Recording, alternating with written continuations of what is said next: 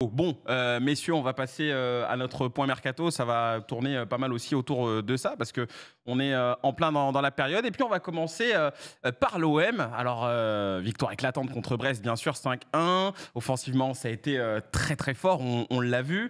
Mais, petit point noir, blessure de Faris Moumbagna. Faris Moumbagna qui pourtant avait tapé dans l'œil de Roberto De Zerbi. Eh bien voilà, ça semble assez sérieux. On parle de quasiment plus de 2 mois, 3 mois, 3 mois C'est les croisés, d'indisponibilité. apparemment. C'est les croisés, Ça vient de carrément. tomber, ouais. J'ai vu la cheville, moi. Ça vient de tomber, c'est les croisés. C'est les croisés, genoux, donc. Ah ouais, donc c'est encore pire. Ah oui, c'est ça. C'est ok, d'accord. Donc c'est très compliqué. Faut lui trouver un remplaçant, Youss. Ça complique un petit peu les plans de Zerbi. Est-ce qu'il y a déjà des pistes, des trucs? On a parlé de Satriano, Ouais. là, justement. Ouais, qui aurait ça été parle de contacté. Satriano. Après, bon, le profil, ça va être un joueur qui est là pour être le backup. Tu as mis plus de 25 millions sur Eli Wahi. Il va être quasiment titulaire. Tu es sur une saison où tu vas pas jouer de Coupe d'Europe. Donc, voilà, il n'y a pas énormément de matchs. Donc, ça correspond au profil, je pense. Je pense que c'est un bon backup. Il connaît bien le championnat. Et potentiellement, c'est un joueur qui a un peu de ballon qui coûtera pas vraiment très cher. On voit que la fin du mercato approche à grands pas. Le loft se vide pas. Donc, l'OM est aussi face à cette réalité. C'est qu'il n'y a pas forcément d'argent pour en mettre beaucoup sur une piste qui serait un remplaçant d'un joueur que tu as acheté déjà très cher. Donc ça complique un peu les plans. Maintenant, ce qui complique surtout, c'est que potentiellement le club aurait bien laissé Moumbagna partir. Ouais. Maintenant, là, il est blessé, il partira pas et tu dois quand même le remplacer. Donc c'est la pire des solutions. Ouais. Maintenant, il va falloir être malin comme depuis le début du mercato et pourquoi pas espérer que ça se décante aussi dans le sens des départs pour pouvoir, pourquoi pas être un peu plus ambitieux sur la fin du mercato. Tenter un Tu vas coup. avoir peut-être un prêt à la fin, tu sais, Ou un truc prêt à ce malin, niveau-là, des fois à la toute fin. Ah, c'est tu sais, très ça long. va On sait être que lui, ça sera ça après, fait hein. 2 fois qu'il est prêté par l'Inter en direction de Brest et l'OM plaide en ce sens-là en tout cas. Ouais. Ok. Toi, ça tirait comme solution? C'est un toi, super Quentin? joueur, Satriano. Ouais. Alors, je vais pas vous mentir et je souhaite absolument pas de mal à Moumbagna qui a rendu les services qu'il pouvait à l'Olympique de Marseille et qui a un peu tapé dans l'œil de Zerbi. Maintenant, je suis pas un grand fan de ce joueur-là qui a des qualités physiques énormes, mais qui techniquement a quand même beaucoup de déchets à la fois dans la vision de jeu ou voilà, ballon au pied. Maintenant, c'est vrai que c'est un joueur de devoir qui répétait les efforts, qui savait peser sur les défenses avec un gros physique. Donc, il a aussi des qualités Moumbagna. Maintenant, c'est sûr que si tu me proposes maintenant un profil Satriano et un profil Moumbagna, je préfère largement le profil à Satriano. Maintenant, voilà, Moumbagna, on lui souhaite évidemment un excellent rétablissement en espérant que, voilà, on sait que les blessures comme les croisés, c'est jamais évident pour un footballeur. Donc, en espérant qu'il revienne à son meilleur niveau, tout simplement. Très bien. Alors, vous l'avez aussi vu, oui, donc c'était bien lui, c'était Gonzalo Ramos qui s'est donc blessé à la cheville. Donc, pour lui aussi, c'est quand même assez sérieux. Donc là, oui, on parle de 3 mois d'absence, a priori.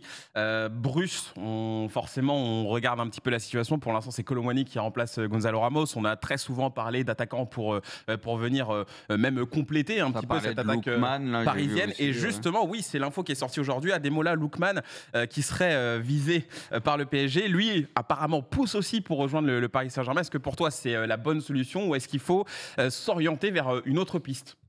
Lookman, ça peut être pas mal. Après, pour moi, non, faudrait Faut peut-être encore mieux. s'orienter sur une autre piste. Après, tout est compliqué, de trouver un très bon neuf. On le voit, c'est compliqué un peu pour tout le monde. Donc voilà, là, ça parle en plus, je crois, ils en demandent 60, un truc comme ça. Donc ça paraît quand même assez élevé. Puis après, ils savent que le PSG a de l'oseille et que s'ils veulent absolument quelqu'un, ils vont peut-être mettre le prix. Donc voilà, écoute, je sais pas trop quoi te dire. Après, le PSG, il y a les moyens, il y aura peut-être des opportunités d'ici la fin du mercato. Mais c'est vrai que ça la fout mal parce que Ramos, c'est vraiment dommage parce que moi, c'est un joueur que j'aime bien perso. L'année dernière, il a pas eu trop sa chance. On voyait que Luis Enrique comptait pas trop sur lui. Il avait aussi une période d'indisponibilité avec sa gastro, tout ça. Enfin, il avait eu un problème, Covid même, je crois. Là, il y a eu le départ d'Mbappé et tout. Ça redistribue les cartes à tous les niveaux. Donc, tu te disais, écoute, Ramos, ça a peut-être été une bonne saison pour lui. Et malheureusement, la poisse, quoi. Il se pète d'entrée. Donc, voilà, c'est sûr que le PSG va recruter quelqu'un. Après, est-ce que Lookman, c'est la meilleure solution? Et à ce prix-là, je suis pas sûr. Voilà, c'est pas un mauvais joueur. Mais bon, je sais pas. Pas ultra convaincu en tout cas à ce prix-là. Ok, donc pour Lookman, pareil, dossier qui reste en suspens. Il y a peut-être un joueur qui pourrait venir rejoindre le PSG, c'est peut-être Ryan Cherki qui a été apparemment envoyé dans le loft. Une info Poineau Bengus qui est là sur notre conducteur. T'en penses quoi, Scipion? Est-ce que Paris justement est encore en discussion avec lui pour toi ou comment t'analyses la situation? C'est où est-ce que tu le mets, Cherki, au PSG, quoi? Dans quel système, dans quelle disposition? Ils ont quand même pris pas mal d'éléments comme Désiré Doué, tout ça. Donc, il faudrait faire aussi de la place pour un Cherki, même si on imagine d'abord un rôle peut-être dans la rotation. Écoute, moi, j'étais assez déçu que la piste Dortmund se referme parce que pour lui, je trouvais que c'était le bon plan. Ouais. Je trouve qu'il a le jeu pour aller en Bundes. Maintenant, c'est vrai qu'on sait que Cherki prend un salaire qui est colossal à l'OL. Ils veulent le vendre parce que notre ami Johnny Textor, après avoir fait ses deals bizarres avec Nottingham Forest, il a promis 100 millions à DNCG et ça tarde à arriver. Le mercato va bientôt se conclure, donc il faut vendre. Et Cherki, forcément. Après, t'as Momo à la rouge quand vaut 40 ou 50, non? Ouais, bon. Normalement, ils vont pas faire ce deal qui serait un truc de fou furieux avec Botafogo. Mais c'est vrai que c'est un petit peu regrettable parce que quand tu vois l'état actuel de l'OL, ce joueur, je pense qu'il aurait pu servir même sur ce début de saison. Mais voilà, tu es obligé de faire des sacrifices. Je pense que Pierre Sage, il sait qu'il y a des conditions financières qui sont là. Apparemment, il a aussi été approché par des clubs de PL comme Crystal Palace, Fulham. Il a dit non. Donc c'est vrai que pour Cherki, on est un petit peu sur le stand-by. Et comme je te dis, moi, j'étais persuadé que la Bundes, ça allait s'ouvrir. Mais voilà, encore une fois, l'OL, Cherki n'avait pas fait une saison pleine en pro. Ils lui ont mis un salaire à 300K, et c'est le genre de salaire que tu te coltines pendant très très longtemps. Donc là, faut l'assumer. Alors, je ne sais pas s'il y a eu des infos sur Benjamin Bourigeaud entre-temps, par rapport à la préparation de l'émission. On l'a vu, sa sortie a été scrutée forcément hier et ça ressemblait un peu à des adieux de Benjamin Bourigeaud, un joueur quand même phare de la Ligue 1 de ces dernières saisons, phare du Stade Rennais, bien entendu. Est-ce que pourtant on a vu son dernier match là, sous les couleurs rennaises? Écoute, déjà j'ai été étonné de le voir jouer parce que ça fait un moment déjà qu'on l'annonce sur le départ. Benjamin Bourigeaud, on parle de cette offre qui ne pourrait pas être refusée a priori tant elle est sympathique de la part des championnats et notamment du championnat qatari. Buteur en plus, avec ce ballon contré pour apporter une victoire précieuse dans ce début de championnat au Stade Rennais. Pour moi, Bourigeaud, c'est une légende du Stade Rennais. C'est un excellent joueur de Ligue 1 de ces dernières saisons avec sa capacité à créer, son coup de pied également sur les coups de pied arrêtés, sa qualité de frappe, sa vision de jeu. Voilà, moi, c'est un joueur que j'ai énormément apprécié, même si de temps en temps, quand il est contre ton club de cœur, t'as envie de le détester. Mais voilà, malgré tout, ça reste un super joueur et c'est une grosse perte pour Rennes qui, mine de rien, a perdu pas mal de cadres déjà avec Désiré Doué, avec Martin Terrier. Perdre un Benjamin Bourigeaud là, ça ferait quand même beaucoup, même s'il y a eu notamment des recrutements intéressants avec Grandbeck ou encore avec le troisième buteur, j'ai perdu son nom, Meister face à l'Olympique Lyonnais. Il y a eu un recrutement pour essayer de changer ce secteur offensif. Mais non, c'est une page qui se tourne tout simplement au Stade Rennais. Ok, t'as l'impression, je sais pas, il a parlé et tout. Bon, t'as l'impression que c'est bien avancé le départ et tout, mais est-ce que ça peut pas le faire hésiter? Il peut pas y avoir un revirement? Je sais pas, je pose la question comme ça, non? Impossible. Je sais pas, j'ai pas l'impression. Vu comme il est sorti et tout. Moi, je pense qu'il est déjà projeté sur la fin de la carrière et qu'il se dit qu'il y a moyen que sur les 3 prochaines années, il prenne un gros... Il veut essayer de récupérer quelque chose. Il aurait pu finir là. Bon, après, tu peux comprendre, vouloir l'argent et tout. Moi, je pense qu'il y a ce joueur, il y a 2-3 ans, peut-être le petit tournant, c'est le petit transfert à Séville, à la Roma, à Dortmund, le fameux club. Et je pense qu'il était approché et tout, mais après, il a fait une très très belle carrière à Rennes. Mais ce qui est sûr, c'est quoi, comme le dit Kanto, il va manquer au championnat parce que c'était un super joueur de collectif, un très bon tireur de coups de pied arrêtés, quelqu'un qui a su mettre des buts spectaculaires. Et c'est vrai qu'hier, il y avait cette forme d'adieu qui était plutôt réussie. Ouais. Messieurs, les infos un peu plus européennes maintenant. On va parler d'Adrien Rabiot qui est toujours libre, qui avait annoncé sur ses réseaux sociaux qu'il quittait la Juve.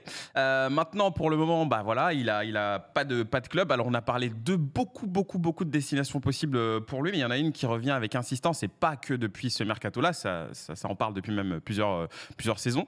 C'est Manchester United. Est-ce que pour vous, c'est la bonne solution justement pour Adrien Rabiot? Bruce, je me tourne vers toi. Est-ce que tu penses qu'il pourrait aller voir ailleurs? Déjà, vous vous en rappelez? Par rapport à pourquoi ça l'avait pas fait? Je crois qu'il y a eu une rencontre avec sa maman. C'est ça. Je crois. Pourquoi dans le passé ça ne l'aurait pas fait et ça le ferait aujourd'hui? Justement, je vous pose la question, les gars. Je pose la question aussi. Le truc, c'est que Rabiot libre, ça peut intéresser pas mal de très bons clubs européens. Donc forcément, ça temporise. On veut le joueur, c'est tout. Ça veut négocier les salaires, un max, etc. Bon, apparemment, Manchester, j'ai vu que Ugarte, c'était bon. J'avais noté, mais j'ai pas eu d'officialisation. Plus que bonne voix. Ouais, c'est ce que j'ai cru comprendre tout à l'heure. Bon, après, c'est un autre rôle Rabiot aussi, mais C'est sûr que Rabiot à Manchester, pourquoi pas, c'est intéressant. Pour moi, Rabiot, c'est un excellent joueur. Si tu oublies tout ce qui. C'est vrai qu'en négociation, c'est jamais évident avec lui ce que tu veux. Mais il y a quelques clubs en Europe où il serait pas titulaire. Mais c'est un très bon joueur. Il pourrait être titulaire dans énormément de clubs. Donc, quasiment tous, ouais. Donc c'est pour ça que pour moi, il temporise jusqu'à la fin, parce qu'à mon avis, il y a pas mal de gros clubs intéressés et ça va jouer là-dessus pour négocier le meilleur options, salaire. quoi. Surtout que on sait qu'en Angleterre, notamment du côté de Manchester, même s'ils ont déjà bien recruté. Bon, pour lui, ils sont prêts encore à faire quelques efforts. Donc, ça sent quand même bon pour Manchester. Ouais. Très très bien. Qu'est-ce qui se passe, Quentin? Non, j'ai vu Rabiot pas titulaire au PSG. Ah si, mais Rabiot, c'est un super joueur, les gars. Après, Rabiot, c'est peut-être le mec qui te manque au PSG depuis à peu près 5 ans, quoi. Donc je pense que si, il serait quand même titulaire. Après, peut-être un peu moins là avec les milieux qu'ils ont en ce moment, mais Rabiot, oui, il serait bon au PSG. C'est la première année où tu sens qu'il y a un milieu quand même qui est un peu plus fourni. Ah non, Rabiot, moi je suis d'accord. Des Joao Neves et tout, mais sinon. Dans les autres années, je pense Rabiot, que beaucoup seraient contents d'avoir Rabiot dans bien sûr. Mais rien que le profil du mec et tout, je veux dire, les joueurs comme ça, c'est rare, technique et tout, grand, je veux dire, c'est un super joueur. Messieurs, on veut m'envoyer une news, Poineau. Je suis sûr que c'est Joao Félix, non? Non, c'est pas ça. C'est qui? C'est mieux que Joao Félix? Parce que apparemment, Joao Félix, ouais. Ah, d'accord. Le PFC qui rêve de Maxime Lopez. Ok, très bien. Le retour de Maxou. Non, mais on sait qu'il y avait son frère qui. Ouais. Mais je comprends pas là. Comment on met PFC et Maxime Lopez dans la même phrase? On me dit qu'ils ont quand même une équipe intéressante, le PFC. Ils ont une super équipe. C'est favori pour la montée. Ils payent bien, pour la Ligue 2. Ils ont gardé Ilan Kebal qui était le meilleur dribbleur et ils ont fait revenir Jean-Philippe Crasso. Non, mais je comprends qu'ils aient une très belle équipe, mais on parle de Maxime Lopez quand même. Ouais. Olympique de Marseille, Sassuolo, Fiorentina. Le mec a pas 30 ans, c'est Maxime Lopez en Ligue 2, ça choque que moi visiblement. Je dis pas que c'est N'Golo Kanté prime. C'est peut-être un projet sur plusieurs années, sur le long terme. Si après tu rentres en Ligue 1 derrière. Donc là, Maxime Lopez au PFC, ça choque que moi. Donc c'est le salaire, alors, parce que c'est vrai que si ça peut, il y a pas mal de clubs de Ligue 1 qui pourraient être intéressés du coup. Enfin, si on va jusque. Mais ça te choque parce que c'est de la Ligue 2 ou parce que c'est Paris? Parce que c'est de la Ligue 2. Ah, ok, d'accord. Non, c'était. Non. Je vérifiais quand même. Non, pas par rapport à Paris. Enfin, je veux dire, Maxime Lopez, on sait que quoi qu'il arrive, après, il y a une différence entre le PFC et le PSG, notamment. Oui, bien sûr. Mais bon, Maxime Lopez au PSG, si jamais il avait le niveau pour être un joueur là-bas, il y serait pas allé. Enfin, je pense qu'il y serait pas allé. Après, le PFC, ça me choque pas. Moi, ce qui me choque, c'est que Maxime Lopez, pour moi, est un joueur qui peut prétendre à être dans un des bons clubs de Ligue 1. Alors, de là, l'envoyer en Ligue 2, non. Non. Après, le titre de l'article, c'est le PFC rêve de Lopez. De Maxime Lopez. Oui. Il n'y est pas encore. Ils peuvent rêver. Comme Chambly rêve d'Ibrahimovic. Ouais. Bien sûr. Après, moi, j'ai eu plein de rêves là qui me sont passés. Moi, ça me choquerait pas. Tu vois, si. Ça te choquera pas ? En fait, non, bien sûr, ça me choquerait que personne soit allé sur lui. Oui. Et si au 31 août, il n'a pas de solution, il va jouer avec son frère, il va jouer avec Ilan Kebal, qu'il connaît bien, tu vois, ça me paraît être un bon délire, tu vois. Mais ce qui me choquerait, c'est surtout que personne ne se soit positionné, quoi. Ouais.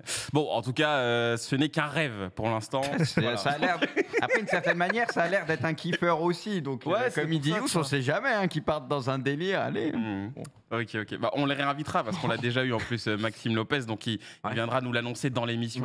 Les choses seront claires. Bien sûr, hors jeu, ça va pas ou quoi. Sassuolo en Série B, non, mais ça je sais. Mais quand il était à Sassuolo, ils étaient en Série A. Merci les amis. Messieurs, ça c'est une info qui est tombée il y a 1 heure environ. Joao Félix, on avait vu qu'il y avait quand même pas mal de discussions autour de son avenir. Et apparemment, Chelsea serait pas loin, va même boucler l'arrivée de Joao Félix. C'est un transfert du coup là. Là, ce serait un transfert. Donc, il le signerait pour 6 ans. Comme s'ils avaient combien, 60 millions, je joueur, parlais de 60, je crois, un truc comme ça. Entre 45 et 60, ouais. En tout cas, ça parlait pas de 120. Trop mal. Bon, il avait acheté très cher, mais quand tu vois Joao Félix, que ça a donné par la suite, aucune continuité, etc. Bon, c'était le bon moment pour eux peut-être de le vendre. Scipion, bon move pour Chelsea? C'est comme d'hab, ça retourne sa veste. Il voulait l'attaquant de l'Atlético, Samuel, qui a plutôt un pur neuf. Du coup, tu n'arrives pas à le faire, mais tu prends quand même Joao Félix, qui n'est pas vraiment un neuf. Ils aiment bien ces joueurs-là, ces profils-là. Du coup, le problème, c'est qu'à force d'en accumuler, ils ont que ça, non? Ils ont que ça. Et au bout d'un moment, quand il faut finir les actions, tu as Nico Jackson, qui lui aussi, je me répète, n'est pas un pur neuf. Et tu as encore ces soucis d'effectifs qui se répètent. Alors, c'est vrai que quand Joao Félix avait fait ses quelques mois à Chelsea, il avait été intéressant. Et dans un projet de jeu idéal, évidemment, qui peut énormément t'apporter, mais ça reste quand même Bah, à l'image de ce que fait Todd Boehly depuis 2 ans, quoi.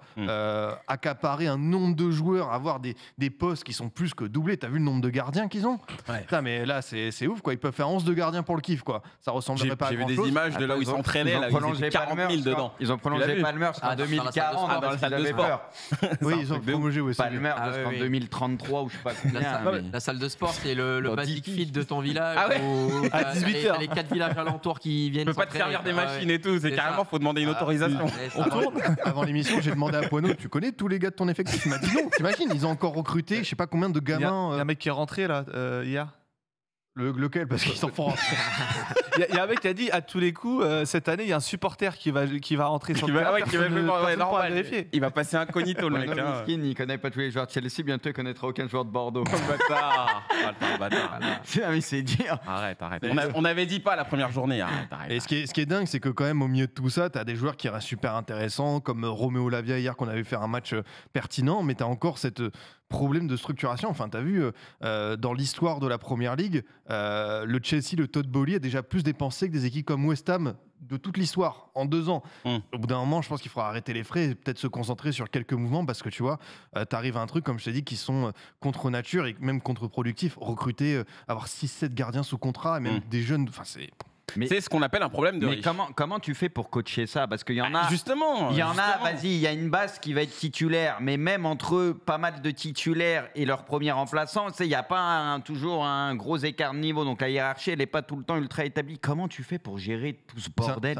La frustration des mecs, mais c'est ingérable, mais c'est sûr que ça peut pas fonctionner. T'es coach, normalement, t'as besoin de 23 à 25 mecs pour bien t'entraîner, le fameux groupe, l'opposition, etc. De hiérarchie, ils sont sous 35. Et souviens-toi, il y avait des articles qui étaient sortis quand Graham Potter était là. Il n'y avait même pas assez de place dans le vestiaire. Les mecs se changeaient dans les couloirs. Franchement, on parle de Chelsea, tu vois. On parle pas de Bordeaux. C'est bien, au moins, t'as de l'autorité. Il faut. Hein. Il me reste plus que ça. Hein. Bon, assez parlé de Chelsea, messieurs, on va quand même clôturer ce dossier Mercato. J'avais encore 2 infos, mais il y en a une dont je voulais quand même. Il y a un truc avec Gundogan aussi. Ouais, c'est ça. Je voulais parler quand même d'Ilkay Gundogan parce que c'est vrai cette info ou pas? Alors moi, je prends les infos. Je sais pas si c'est vrai, si c'est faux, mais je balance comme ça. Après, c'est à vous de me dire, les gars. Le Barça qui cherchait à s'en débarrasser pour équilibrer ses comptes et surtout pour économiser de l'argent parce que en fait, sur cette saison, il arriverait à un salaire qui s'élèverait à plus de 23 millions d'euros. Ils étaient pas au courant quand ils l'ont signé, donc c'est une surprise pour eux. Alors. Attends, t'as dit quoi là? Répète juste. Apparemment, là, il devait gagner 23 millions d'euros sur cette saison en prenant les bonus par rapport au contrat qu'il avait signé en arrivant. Donc voilà, ça devenait ingérable pour le Barça et c'est pour ça qu'il voulait justement s'en séparer. Pas mal. Maintenant, lui, au début, il a dit bah non, je vais pas partir, hein. je reste, j'ai signé, je veux mon contrat. T'es en train de me dire donc il y a un club de foot qui signe un contrat avec une progression d'une année à l'autre qui est onéreuse et qui financièrement n'est pas accessible pour eux et qui s'en rendent compte là maintenant de suite. C'est pas qu'ils s'en rendent compte. Ça, c'était ultra bien géré ces dernières années, ça se saurait aussi. Ils savent très bien ce qu'ils font. Ils savent très bien ce qu'ils font au début. Ils se disent peut-être qu'après ils vont trouver un deal. Mais apparemment, lui, il serait maintenant ouvert à une idée de départ. Retour aussi. Il voudrait revenir à City. Apparemment, City serait pas contre. Hansi Flick, lui, le kiffe à la base. Hansi Flick voulait le garder parce que forcément, ça aurait pu être un bon relais pour lui, pour sa première saison. Avoir un joueur quand même que tu connais déjà, ça aurait pu être sympa. Messieurs, comment vous voyez la chose? Bruce, est-ce que pour toi, il va finalement rester ou est-ce qu'il va quand même apparemment, selon le chat, on est proche d'un départ, donc ça devrait être un départ. Donc après un retour à City, je pense que ça pourrait se faire et tout le monde serait content de ça, je pense, même du côté de City. Donc pourquoi pas. Après, il y en a, ils parlent peut-être en Turquie aussi. Donc on va voir. Mais c'est vrai que le Barça, on n'est pas plus surpris que ça. Parce que la gestion est assez catastrophique ces derniers temps, même si ça essaye de remettre un peu d'ordre ces derniers temps, forcément, tu payes encore des trucs. Et pourtant, Gundogan, il a signé il n'y a pas si longtemps que ça. Donc voilà, c'est assez lunaire, mais écoute, un retour à City, pourquoi pas? Moi, je valide. Ok. Quelqu'un veut ajouter quelque chose avant de passer à la Ligue 1? Ok, on est assez carré. Je voulais aussi parler de Victor Osimhen, mais pour l'instant, il n'y a rien de vraiment concret. Donc on va attendre, on a encore du temps jusqu'à la clôture du mercato pour parler de tout ça. Donc ça viendra en temps voulu.